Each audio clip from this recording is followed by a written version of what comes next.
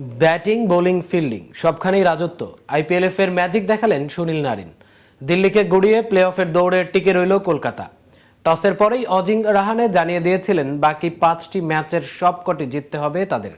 তাই বেশি দূরে না তাকিয়ে একটি করে ম্যাচ ধরে এগোচ্ছেন। আর প্রথম লড়াইয়ে সফল হলেন রাহানে। দিল্লির মাঠে তাদের 14 রানে হারালো কলকাতা।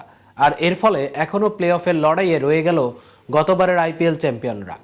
দিল্লির বিপক্ষে দুর্দান্ত কেকেআরের এই অসামান্য পারফরমেন্স নিয়ে থাকছে আমাদের আজকের প্রতিবেদন, এবং আপনাদের সাথে আছি আমি মামুনুর রহমান। অনিয়ার একাডেমিতে 30% ডিসকাউন্টে নিউজ প্রেজেন্টেশন কোর্স। সুনীল নারায়ণের উপর খুব ভরসা করে কেকেআর সেই শুরুর দিন থেকে।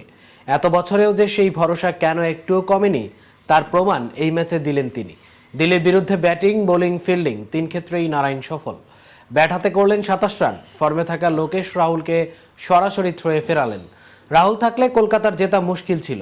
পরে ভয়ঙ্কর দেখানো অক্ষর প্যাটেল ও ফাফ ডু প্লেসিকে ফেরালেন তিনি। আউট করলেন ক্রিস্টান স্টাফসকেও। তার 2টি ওভার খেলা ঘুরিয়ে দিল। আবার রাহানের চোট পেয়ে উঠে যাওয়ায় শেষ কয়েকটি ওভারে নারায়ণী অধিনায়কত্ব করলেন কলকাতার।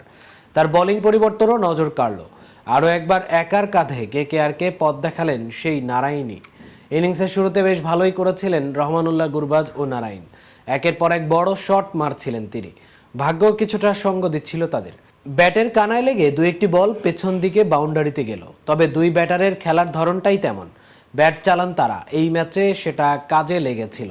গুরবাজ আউট হলেও 3 নম্বরে নেমে রাহানে রান তোলার গতি বজায় রাখেন।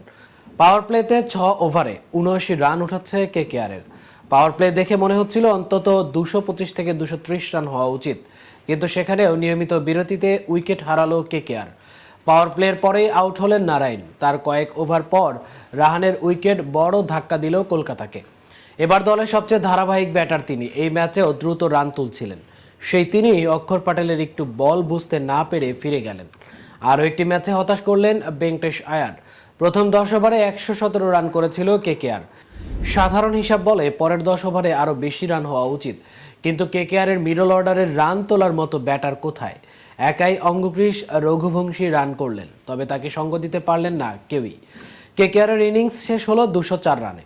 204 রান করে জেতার জন্য বোলিংয়ের শুরুটা ভালো করতে হতো কেকেআরকে। সেটাই করলো তারা। ফর্মে থাকা অভিষেক পোড়েল, করুণ নায়ার রান পাননি। রান আউট হয়ে যান রাহুলও। দেখে মনে হচ্ছিল হয়তো এই ম্যাচ নিজের হাতে নেবে কলকাতা। কিন্তু ডু প্লেসি এই ম্যাচটাই বেছে নিয়েছিলেন ফর্মে ফেরার জন্য। পুরনো ছন্দে দেখা গেল তাকে। উইকেট পড়লেও বড় শট মারা থামাননি তিনি। এক পর্যায়ে মনে হচ্ছিল খেলা কেকেআরের হাত থেকে বেরিয়ে গিয়েছে। ঠিক তখনই জ্বলে উঠলেন নারায়ণ। তার 2 ওভার খেলার পুরো ছবিটাই বদলে দিল। প্রথমে অক্ষর ও স্টাফসকে 1 ওভারে ফেরালেন তিনি। পরের ওভারে আউট করলেন অর্ধশত রান করে খেলা ডু প্লেসিকে। এই 3 ধাক্কা দিল্লিকে খেলা থেকে দূরে নিয়ে গেল। আজ এ পর্যন্তই। এতক্ষণ কেটিভির সাথে থাকার জন্য ধন্যবাদ।